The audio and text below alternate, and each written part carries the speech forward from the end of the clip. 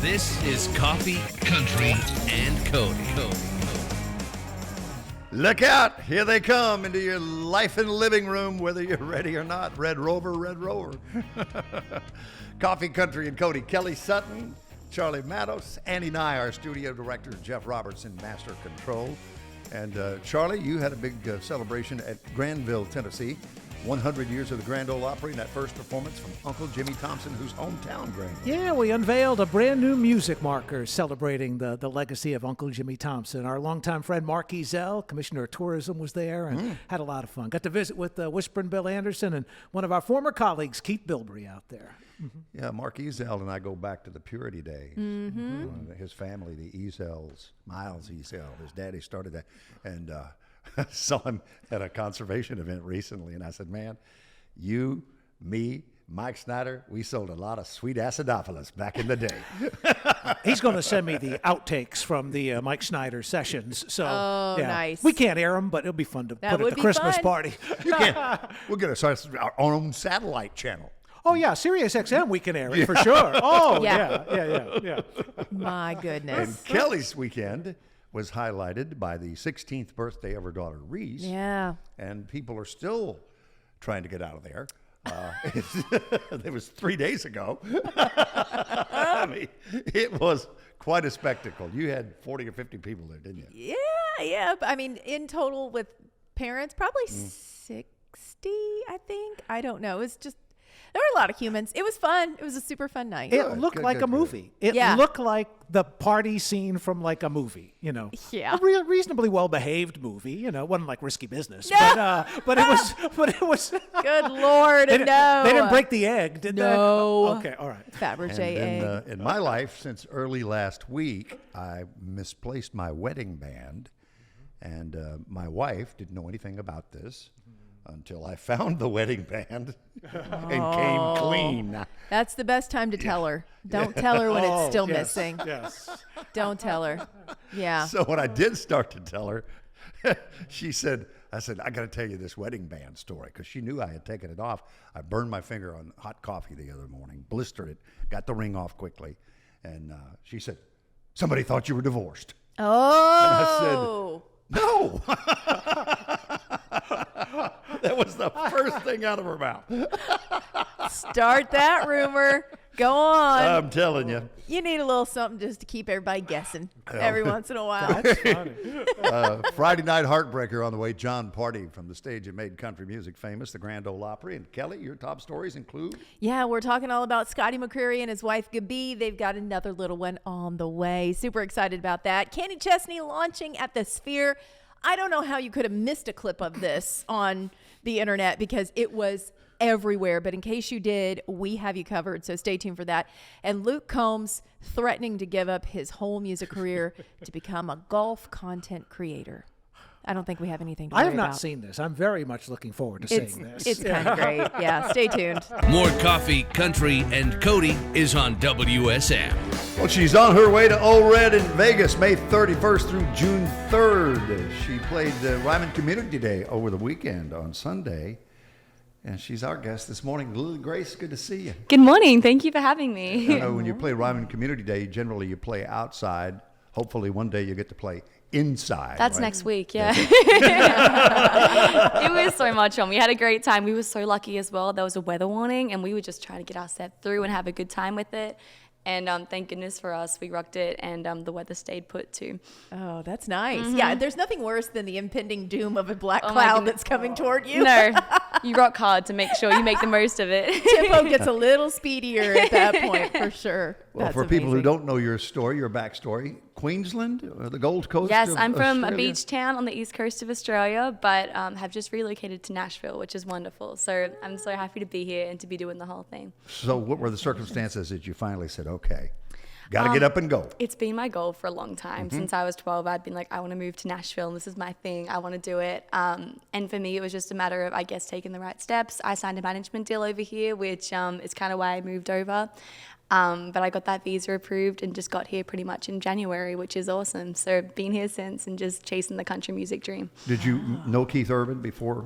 Because he has said I've nice met things him. about I you. wouldn't say nice things about me. Yeah. Well, in that case, yes. I feel like he needs to stand stand at the international terminal at the airport and welcome everyone in Yes. from Australia. Can you have a welcome Lily Grace sign at the airport? Yeah. Truly. I mean, he really should just hand out cards. If you need anything, here's my number. That'd Give me be a call. perfect. He's kind of like our ambassador. The door is open, Keith. We have a lot of Aussies that are here. And we used to actually have, do you guys remember we had an Australian festival that would take place here? I've heard about this. One of the Yeah. girls at the Ryman was telling me about this, actually. Apparently used to there's do like that. an Australian festival. Yeah.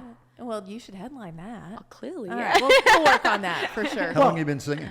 I've been singing pretty much my whole life, but I guess professionally for about 6 years now.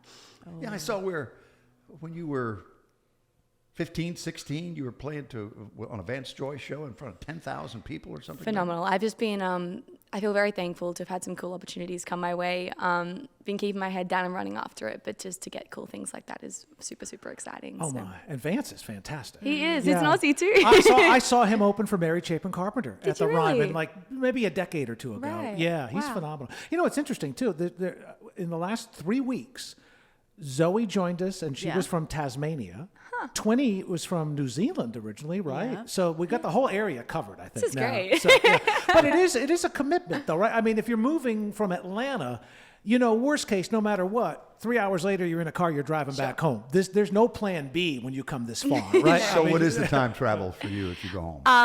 I'm pretty sure it's about a 22-hour travel journey from where I come from. So I don't see it too much different to anyone who's moved from a different state, but still my family is so far away. The hard thing is time difference for Yeah. us. It's crazy. So Yeah, when can I call them, right? 'Cause 3 p.m. it's 11:14 at night, so they're in bed probably Exactly. right now, right? Yeah. Was being homesick for your family problematic when you first got here? A little bit, but I think as well, like, I'm keeping my head down chasing this thing, and I'm busy doing that. But they're just my biggest supporters and cheering me back home in the corner, which is wonderful. So there's FaceTime and stuff for that, but I can't wait to see them again for sure. What were you listening to? Like when you were younger, obviously something sparked you and you were like, that's what I want to do. So what was playing in the background? My mum was the biggest acoustic music fan, like Boyce Avenue, Ed Sheeran, James Bay. That was kind of what I grew up on. She comes from a country town in Tamworth, which is kind of like the Nashville of Australia. Yeah, and they had the huge festival there. Yes. right? Yeah. So my mom's a Tamworth girl. We went to the country music festival when I was little, and I bussed at it. And I guess that was kind of my first introduction to country music. And I was like, wow, this is so cool. The people are so nice. What a community, what a culture. And from there, started listening to country, and then, you know, just stepped further down that path. And now it's been my thing. So it's been wonderful. So what was the first place you played in Nashville when you got here? Oh, probably just like a showcase round or something. I think they had a couple of like Aussie showcase rounds at CMA Fest, so I would have done that, which would have been on a trip. But now I'm here to do all the Nashville shows, which is great. So open for the Ryman, guys.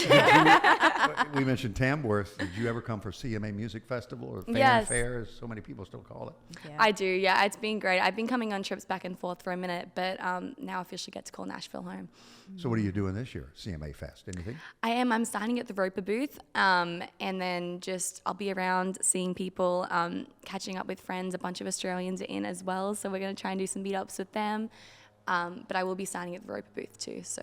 Oh, that's be very great. cool. So if there's one artist that you don't want to miss, like if you got tickets and they said you can go to any of the shows, is there an artist that you definitely want to see at CMA Fest? That is a really good question. Probably. Wow, that's a really good question. I haven't even thought about. All right. They're all there. Here, Crazy. let's do this. All there except Old Dominion. That's On- the only group that's not going to be there. On the night that you hosted the stadium show, Yes. run the lineup and let her Yes, pick one. that's a great question. Kelsey Thank you. Ballerini, Luke Combs. Kelsey Ballerini, Cody Johnson, Keith Urban. I'm trying to think who else is there. Shabuzi. I'm gonna jump in with Kelsey straight away. I saw her acoustic at a one of the CMA Fest showcases, and she was phenomenal. Absolutely love her artistry. So to see her full band would be a really great treat. You guys would vibe. Awesome. You would dig her. Yeah, you guys would vibe. Yeah, That would be a good time. she's great. This is Lily Grace, if you're just joining us on Coffee, Country, and Cody, and Ryman Community Day over the weekend. And tell us about the Old Red Vegas run you got coming. Yes, we're doing 4 shows at Old Red, and we're doing a Stoney's show as well at Stoney's Rocking Country. So I'm excited. Vegas crowds are rowdy. They're ready and they're there to party, which is a great time. So I get to get dancing on stage. We get to get everything moving. I can't wait to share some music. I've got a new single as well that comes out on the 30th. We're launching that at the Stoney show. It's called Me, Myself, and Wine. So it's going to be one big celebration. Well, there's a Kelsey Ballerini nod. There if you I've go. ever heard one. And to We you, will be besties, won't we? and to you, Carly Pierce, if you're watching, listening this morning. I love that. Well, give us the backstory. We're going to watch and listen as people are listening terrestrially at 6:50 a.m. and streaming at WSMRadio.com, CircleCountry.com on television. The Summer That Got Away. Because here we are approaching summer. You know, the Memorial Day weekend is kind of the unofficial in the United States kickoff to summertime. The one calendrical summer is 3 weeks away. Yes. So what's the backstory on this? Get ready, guys. I was riding with some co-writer friends of mine, and one of them walked in, and he was in a Foster, and this is the most like chilled, laid-back guy you've ever seen. And he's like, guys, I've seen heard four songs on the radio here today about the one that got away. I'm just too much the one that got away. We need to write something different. And he's like, what if we write a song called The Summer That Got Away? And instead of trying to hold on to a person, it's about making the most of a period of time. You know, chasing every last sunset, jumping into the ocean, and really making the most of that summer period. So this song is about that. It's about making the most of a summer and living it for what it's worth. Hey. Lily Grace, all over the world on WSM Radio and Circle Country Television. This is Coffee, Country, and Cody. And Lily Grace is in studio with us this morning. Ryman Community Day, she played over the weekend, over the Sunday of Memorial Day weekend, and then Old Red in Vegas, May 31st through June 3rd will be her next stop, but not before she plays Coffee, Country, and Cody live. And I think Charlie was telling you earlier that the stage that you're sitting on is wood from the Ryman circa 1950, somewhere along there, Charlie? Yeah, same wood as the Circle at the Opry House, early So 1950s. special. Yeah. So special. Yeah. What I love about Old Red, too, is especially the one downtown, and I'm sure Vegas is very similar, they actually took care to make sure the performance area was big enough and sounded really good. Because, I mean, some of those stages are half the size of what you're sitting on there, and it's like, well, I'm not fitting a band on this. How do you dance around on that? Yeah, exactly, right? Yeah, so I love the fact that Old Red, you know it's going to sound good in there, too. So have you met Blake Shelton yet? Haven't met Blake Shelton. Okay. No. So we got to put that into the That's universe. also next week. Well, Yep. when you do, you'll say, I feel like I have known this guy my entire life. Really? Yeah. He Okay. puts you at ease immediately. Well, That's and wonderful. I love what Old Red does, because I think once you get into that rotation, then they really start to take care of you, and they like do a little mini tour. I mean, we've seen so many of our friends that have done Old Red in Nashville, and then they go to So Vegas, wonderful. and then they'll go, Gatlinburg, Orlando. So Sure. I think that there's a special thing about being asked to do Old Red. So I hope that you get it. I appreciate that. They've been Yeah. so wonderful to us. It's Yeah. been great. Have you been to Disney World? I haven't been to Disneyland. We went to the NAMM show, and I was staring right across from it. And I was kicking myself. It was the day I moved to America. And I was like, I should go to Disneyland, do What the a whole way thing. to welcome America, Guess right? what I did instead? I was getting phone plans. I was like, this is in You were Disneyland. adulting instead I of know. Disney adulting. No, not nearly as fun. Not nearly as fun. Occurs to me growing up on Australia's Gold Coast that if you would play Old Red in Tishomingo, Oklahoma, you would feel like you were home again. You reckon? Yeah. Okay. Is that a beach town? No, but there's a lot of No. sand. Truly the middle of nowhere. Okay. Home on the range. Are you familiar with that old folk song in I'm American not, music no. history? Well, I'm too Sand. Australian for this guy. There's no water there, except from a tap. What you gonna play and sing? I'm going to play you guys one of my songs called Give Me That. This is a song about wanting to step aside from things and just have a good time. Awesome. That is Lily Grace. When did you start playing guitar? I started playing guitar when I was 11. Not very well, though, at all. I started out very terribly, and I was a dedicated player. I was sitting Were there. you using a book, or were you taking lessons? I was or- taking lessons from my singing teacher at the time, and I just wanted to play cafe gigs. That was my biggest goal when I was little. I was like, I want to sing at a coffee shop, and I want to play to the people getting their morning coffee. And obviously it grew from that, and now it's something I want to pursue professionally. So where was that first coffee shop you got to play? Did it Ooh. did that become It wasn't a reality? coffee shop. The first one I got was it was like a seafood shop. It was called the Inky Squid. That was my first ever gig. Inky Squid. The Inky Squid, yes. Do they get free food, too? Do they I feed did get you? free food. It was Yeah, great. There you go. I tell you what, I thought I was like winning. They're wonderful people. were. Love it. You I were. was big I time. really hope that somewhere in your T-shirt collection you have a T-shirt that says the Inky Squid. They would love that. You need that. You need Perfect. that. I'll talk to the merch team. Well, the song you just did live was the final song on your debut album that came out last year. So that's a pretty special moment when you got a full collection of songs for people, huh? 100%. My debut project was something I spent so much time writing. I wrote and wrote and wrote until I felt like I got what was right for that project. It came out last year in August, and it's kind of what got me over here. Did really well in Australia, and I'm just really thankful to have that project out into the world. Well, if my math is right, with like way over 2 million streams just on Spotify. Never mind Apple Music and iTunes People and all have that. been loving it. It's Yeah, been Amazon. wonderful. Yeah. And I read where writing did not come easy to you early on, and that during the pandemic, you just kind of locked down and wrote every single day. I was not a good writer in the slightest, and the songs I was writing were corny as anything. But that was kind of my mission. I was gigging a lot when I was little, like playing 2-3 shows a week. And when COVID hit, that was obviously not happening because everything shut down. In Australia, we locked down for like 350 days. I'm not sure what your experience was. No, Yeah, we didn't at all. No, okay. But everything was canceled. In hindsight, probably should have. But anyway, so what were your go-to cover songs then if we weren't writing originals? That was What- my first thing. Like I was doing a lot of, Ed Sheeran, Taylor Yeah. Swift. Like that was kind of my early spread when I first started to get my chops. Well, I Now, wore my Swiftie shirt just for you this morning. thank you There we very go. much, Charlie. Nice. But yeah, during COVID, that was kind of my thing. I was like, this is a really cool opportunity to, I guess, step into a different realm of my musicality. And I just made it my mission to write a song every day. And that's what I did for pretty much a year. And then after that, started getting some quality material. And then I guess kind of had the prep to start taking trips to Nashville and pursue it here too. So who was your first co-write in Nashville? My first co-write would be with Kirsty Manor and Bill DeLuigi. Oh, yeah. Do you know them? I think Bill has been in with like 5 different artists. through Really? the- Aw. we love. Please tell him hello. That's great. They wrote the summer that got away that you just played as Yeah. well. Oh, So I love it. beautiful people. Well, all the best to you, Lily Grace. I'm sorry. I did you I was have appreciate going one? to that. say dream duet. Like if we're dreaming big, who is it? Ooh, honestly, probably Kelsey. I think she is phenomenal in what she's doing. She's just really paved the way for female musicians in this industry. I think it's wonderful. And somewhere Garth Brooks is going, fine. Lily Grace on her way to Old Red Vegas, May 31st through June 3rd. It's been a pleasure to meet you. Thank you for playing live for us this morning, sharing your talent, your gift. It's been wonderful, guys. Thank you so much for having me on. And her debut album, Old Enough to Know Better, came out last August. Wherever you get your music, it's there.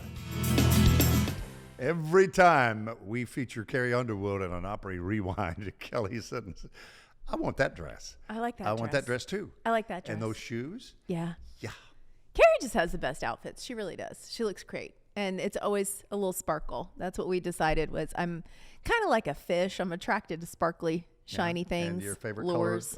color again is? Diamond. Diamond, yes. Yeah. Apparently it's Carrie's as well. So I knew I loved her you're for a looking reason. you need to clean out your closet, Carrie. I know the girl to call. Let me know. All right. Well, we're starting entertainment headlines with some sad news. This came out over the weekend. Phil Robertson has died. He was the patriarch of Duck Dynasty. He was the one that started the business before there was ever a television show. But then he was also one of the funniest guys that was on the A&E series from 2012 to 2017. He was 79 years old. He was diagnosed with Alzheimer's, I believe it was last year. So just a sweet man. And so many people in his family and beyond have been posting things about him on social media. And was a starting quarterback at Louisiana Tech, the Bulldogs. I didn't know that. Yep. Oh, wow. But would much rather be in a duck blind. And along comes Terry Bradshaw. As Terry says, and I changed his life forever. Oh. and in so doing, changed his own forever. Yeah. Because he became the starter, never looked back, Yeah. Hall of Fame career in the NFL. Duck Dynasty. There you go. All right. Well, let's talk about Kenny Chesney. He's taken over the Sphere. We knew this was happening, and he kept saying, y'all, you're not ready for these like visuals that are going to be around me. And he was right. It was everywhere on social media. Look at this. Now, Jeff has sped this up for us so that we could see it, but it looks like you are underwater diving through sunken pirate ships. Then there's gold. Then you come up to the top through all of these pictures, and all of a sudden he's playing beer in Mexico. Do you see that itty bitty thing at the bottom? Yeah. That's the stage. That's that the tiny stage. little thing that's about a quarter of an inch. I mean, it is. It's like a planetarium and a ride and all of those things all together in one. Now, that's where it got trippy with all the skulls that were coming up. It was like Dia de los Muertos skulls all around you, and he's singing Beer in Mexico. And I like it. I just don't know if I can pay $500 to sit there and then have to go get some Dramamine because it does. There's just a lot happening around you. It looks really cool, though. Go ahead, eat the mushrooms before you go.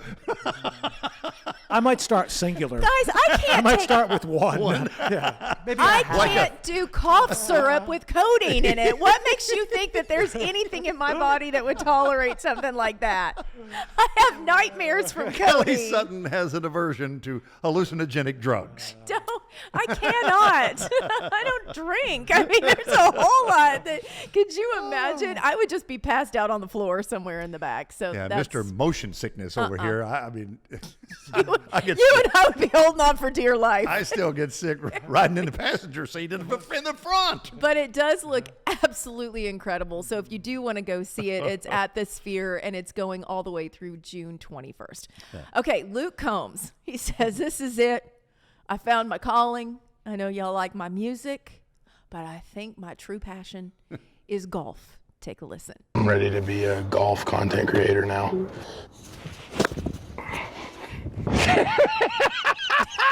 He shanked it right off the bat. He shanked it. And then he shanked it so bad that he got to walk up and get the ball. That's the most embarrassing thing. When you hit off the tee and it is such a bad shot that you can physically walk a few steps and pick up your ball and retrieve it, that's embarrassing. But then it gets worse. He ends up in the sand. And so he's in the bunker, and he said, I've actually never hit a bunker shot before. And I was like, well, that gives it away. Later on, he starts out and he's laughing. Then he goes Vince Gill. And then he goes, Starts throwing stuff. at one point he throws his glove, and then he's cussing, and it's beeped out. But you can tell it went from funny to frustrating over a period of 18 holes. I don't know at what hole it took a turn for the worst, but it was hilarious to watch it. An artist was telling me about playing around a golf one day, and they saw this guy in front of him, and he got so frustrated, he threw his clubs in the lake, in the water, and leave storms off the course. Oh, no. And in a little while, they see him come back, and he wades out into the water, pulls his golf bag up, gets his car keys out, throws the golf clubs back in the water, and leaves. He was a little too hasty. Well, Golf was no more. I don't know if I should tell this or not, but my husband was in the golf business for a long time. In fact, he was an assistant golf pro when we got married at a golf course in Kentucky, at the Summit Country Club. And then when we moved here, he took a job at Jack's Golf Shop, which was very well known in Belle Meade. And a lot of people would take their clubs in to either get them worked on or whatever. He worked on Vince's clubs. And he said one time Vince came in with a box full of broken clubs that he had wrapped around a tree. Just a box. And just handed it to him. And Paul was like, okay, I'll go to work. And he went in the back and like put new shafts and everything in them. So even though Vince is like one of the calmest, most fun guys, apparently the temper on the golf course would come out. Oh, every yeah, it's once in a while. notorious. So, And he's good. Oh, yeah. he's fantastic. Yeah. Imagine the bad people. No. Yeah, he just wants to be great all the time. When All you're the that time. good and gets frustrated. Yeah. It's frustrating. You know, some people, they smash guitars. Vince smashes clubs. I'm not smashing my guitars, but I will my golf clubs. Well, hey, one more story for you. Scotty McCreery and his wife, Gabi, they made a big announcement on social media. We are so excited about it, along with their 2.5-year-old son, Merrick Avery, he just goes by Avery, they've announced they are expecting another baby. The little boy had on a sweatshirt. It says Big Brother, and he's pointing to it. It's so cute. Oh my gosh, just melted my heart. You got us a starting fullback there. I know. He looks tall, doesn't he? For 2.5. Stout. So Avery's very excited. Underneath in the caption, they wrote, "A new best friend coming this fall." And then 2 little blue hearts. So I don't know if it's a boy. That kind of leads me to believe it's going to be a boy. But congratulations to Gabi and to Scotty. Scotty is killing it this summer. He's touring all over the place. More Coffee, Country, and Cody is on WSM. When I was a kid growing up, my old daddy used to say, he'd refer to somebody who was tough as whit leather. I don't know what that is, but if anybody ever fit that bill, it's Colt Ford who just sat down on Coffee, Country, and Cody. That's a compliment, I think. Yeah, in the South it is. Especially from where we was raised up at. That means good. That means she's good. Yeah, absolutely. Yeah. Well, man, it's good to see you. Good to see you up and around. I'm glad to be seen, Cody. It's been a heck of a year. When you were here last, we were still in the hotel studio. Yeah, I didn't know when we were coming over here. Yeah, that was when I was dealing with my myasthenia gravis situation. Yeah. So, which was eye cancer? No, well, Lord, I've been through it. Yes, that was. And then I got diagnosed with myasthenia gravis, which is an autoimmune disease that affects your vision. So then I was dealing with that, and that was one of the things. After the accident, they were just trying to negotiate all the different kinds of medicines. One that didn't affect one thing. It was a lot. It was a lot more than we could really say. Really, it was so much worse than that because it was just hard to tell people. So take us back to, if I recall, Dirk Bentley's Whiskey Row, Prescott, Arizona, spring of last year. Yeah, April 4th. You were coming off stage? Mm-hmm. I was done. I don't remember any of this. I don't remember even playing the show. I don't remember riding out there. I don't remember playing golf that day. I don't remember any of it. I walked off stage and went to my bus, and my stage manager took my ears off, and he said, I looked at him and said, I'm getting too old for this blank.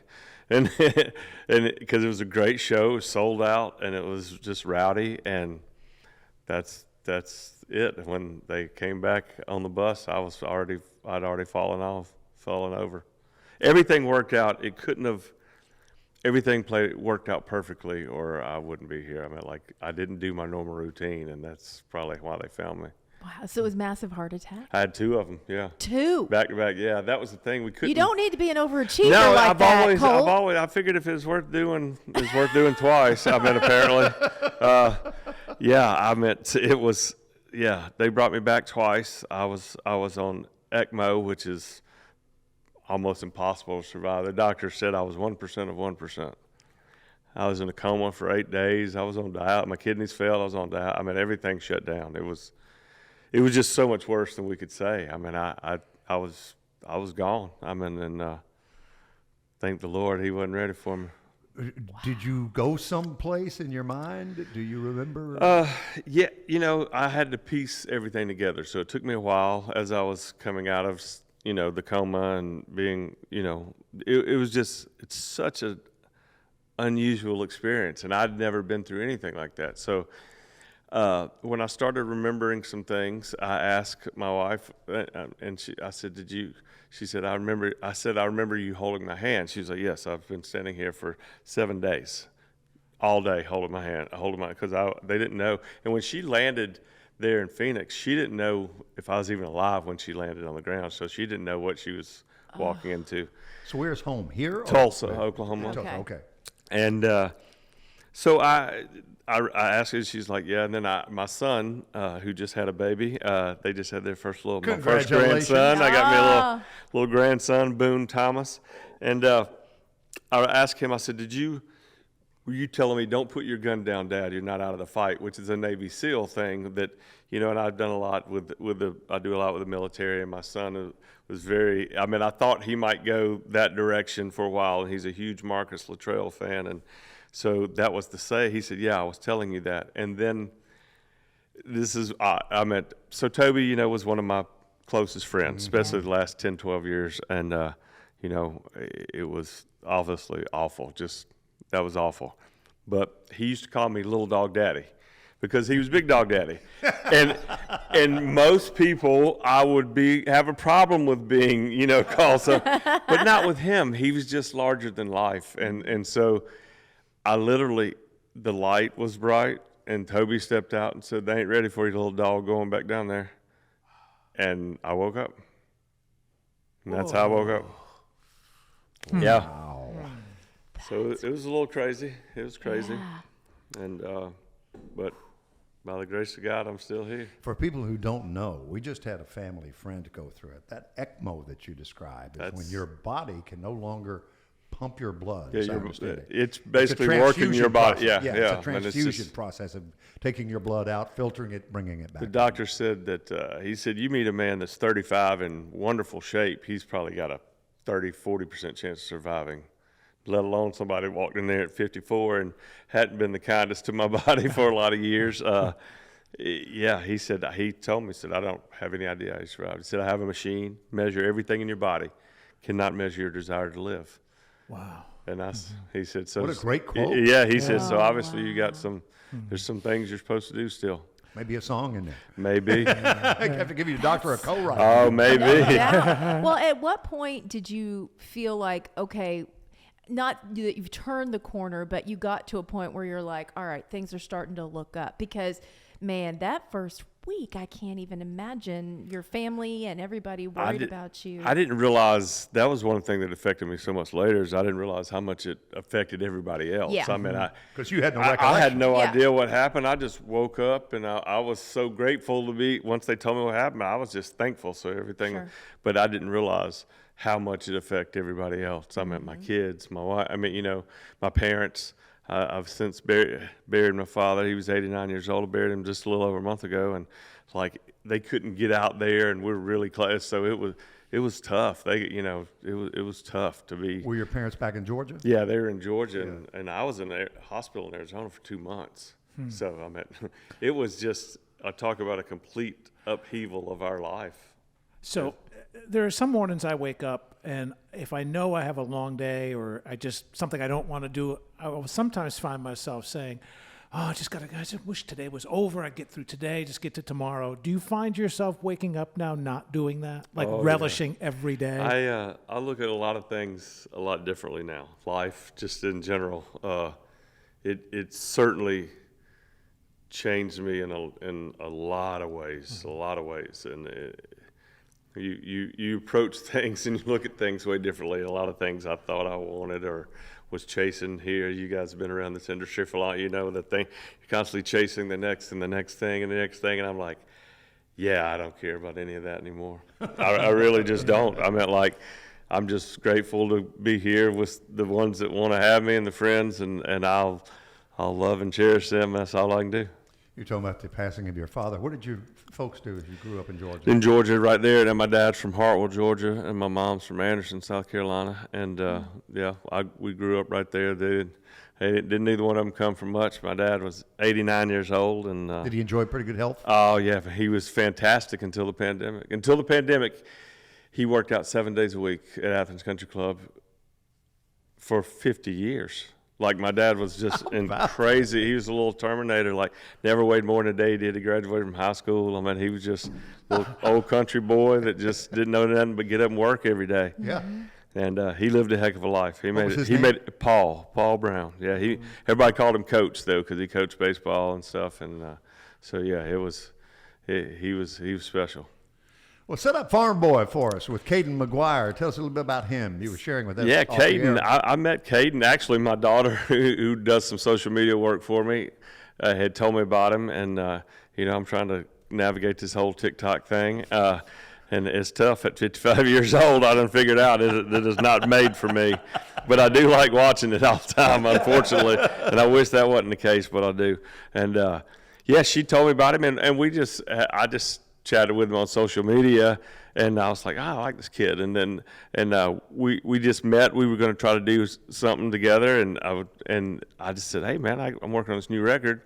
This was obviously before the accident, and I'd cut probably 5 or 6, maybe had 7 songs before. I'd done some work before the accident, and then all of a sudden it's like, everything just stopped. And so Caden, I'm just such a huge fan of this kid. He's just he's a good kid. And I say kid because I do have two young'uns that's older than him. So I'm allowed to call him kid.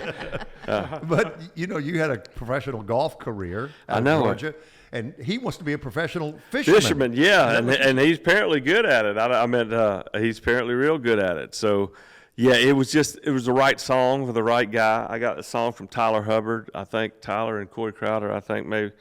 And I just fell in love with the song. It kind of felt a little like old Colt Ford, original Colt Ford. I'm in a different place now. I'm with my mind and my music, and so I'm you grow up too. I like having fun and partying and all that stuff's fine, but I don't care much about that no more. I'm just trying to make songs that again feel good to me, and this one just felt good. And we need to support and uplift those farmers. I promise you, we do, around not just here in America but around the world, because they make the world go round. If we ain't got them farmers, people think it's easy. It's like same with the truckers. Not that easy without them. That's right.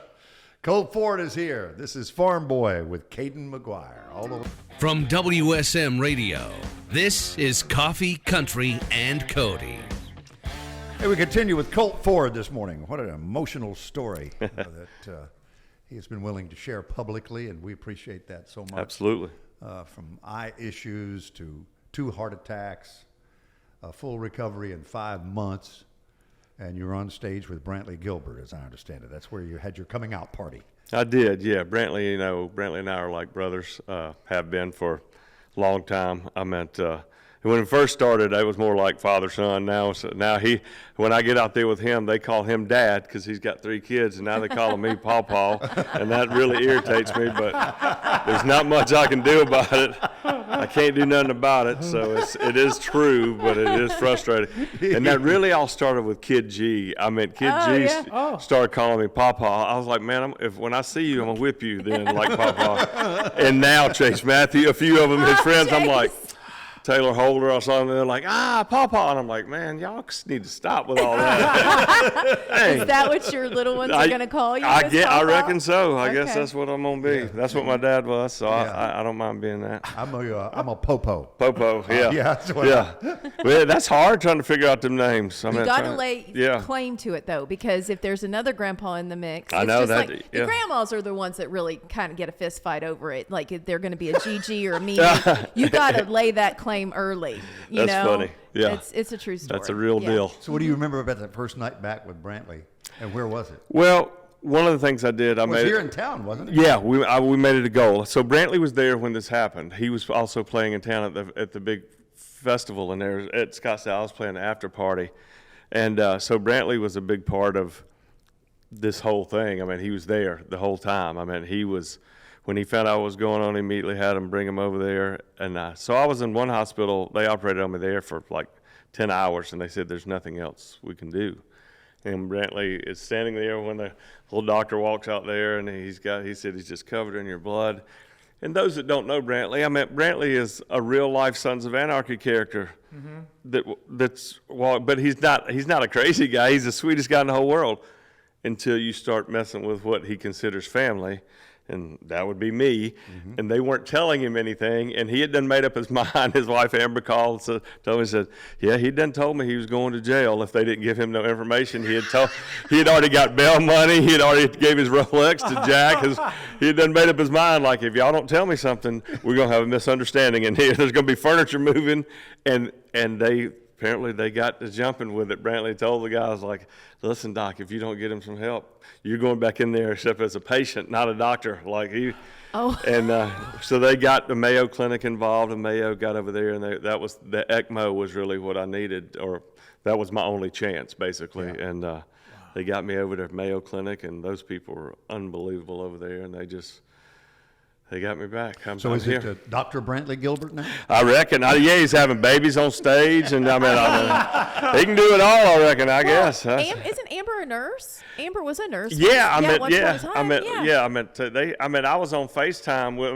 I'm laid up in the bed and he's having a baby down in Mississippi, and I'm like, what is going on with our life? I mean, things have changed since we started. You know, the crazy thing is, Colt, sometimes you hear a story like this and you dig into the backstory, and it's like, well, you know, I mean, the guy hadn't been to the doctor in 25 years. He was a ticking time bomb. That is exactly the opposite of your case. No, you were literally there. I was just there doing a bit. I don't want to say where, but I was just somewhere doing a big health scan on the whole shooting match in like 3 days, and they didn't really see much. And the doctor told me at Mayo said sometimes that happens. Sometimes you don't know till you know. So was it blockage or was it electrical? I think it was blockage. I mean, the best I can remember. My mind ain't completely.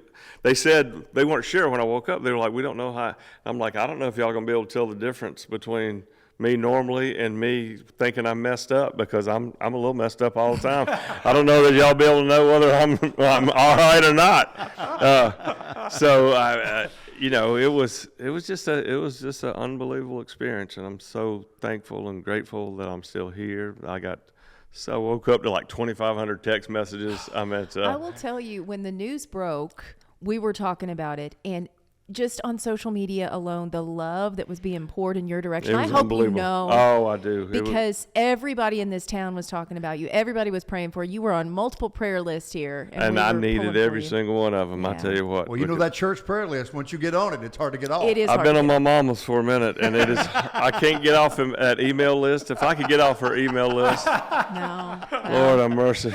Well, she's like, it's probably, my wife probably said the same thing. Like, I haven't watched the other 80 TikToks you sent me. So last night I was looking at houses at about 2 a.m. and she probably woke up to that going, oh my God, just stop. I get it. Well, you got a gig this weekend. You played in Bridgeview, Illinois at the Brandon Iron Country Music Festival on the 31st. Yeah, I'm looking forward to that. Back up near Chicago. I meant, although that's one of my favorite eating cities, my eating habits have changed a little bit. And if anything positive come out of it, I've had so many of my buddies in the industry and otherwise that have gone, man, I'm going to get checked out, because they saw me doing good. I mean, like, I was doing better. I had lost some weight, and I was basically doing anything I wanted, and so it didn't seem like that. And I'm like, yeah, go get yourself checked out. Yeah. I thought they gave me a clean bill of health 10 days before. I'm laying in a coma. So I don't know. It can happen. It could happen in the blink of an eye, and it really is a true statement. Things can change in the blink of an eye, and it did. And I'm better for it, I think. One of my most memorable and emotional Grand Ole Opry hosting roles was the night that you debuted at the Grand Ole Opry. That was emotional for me too. And you got emotional. The audience gave you a standing ovation. Jamie Johnson was there to surprise you. He just got married. I was there. Were you there? Yeah, I was there. I saw it. I saw it in real time. I never thought I'd see that, but I saw it in real time, and I saw him smiling, and Jamie's happy, and that makes me happy, because he is one of the most, in my mind, one of the most important members of country music, and maybe ever. Jamie he's important to country music. How is Randy Houser as a preacher? He's unbelievable. Okay. Randy Houser is how he is as a human being, and then he just threw preacher on it. He's the same. He's the same as a preacher and singer. I mean, we might act a little different later in the evening, but it was awesome to see. I bet those guys have been some of my best friends since the moment I came to town. That whole crew, and they've all always supported me. Those guys were some of the first guys, Dallas and Rhett and all those guys were some of the first guys to reach out to me and try to check on me. And so it was special to see Jamie. He was special. I was here to see him get into the Opry, and it's awesome. That's Colt Ford as we wrap it up from the Acuff house, Mr. Acuff's living room. That's where we are. This is awesome. Yeah. Yeah, it's awesome. He probably would have never let me in there. I'd have been. I think you'd have been right at home with Mr. Acuff, looking out over the Grand Ole Opry Plaza. And we're going to close with Truck on Fire. Colt Ford, thanks for your story, your friendship. Great to see you. Thanks so much for having me. I love you guys. I appreciate all the support over the years and look forward to playing a little bit more. I've been working no vocal rests for a year and vocal lessons, so I got some singing stuff coming. We'll see what they sing. All right. Love it. Thanks so much. God bless you. Continued recovery and good health. Thank you so much. And we'll get you off that prayer list here for No, keep me on there. I want to stay on there. I do. I need to be on there. Done. Truck on fire.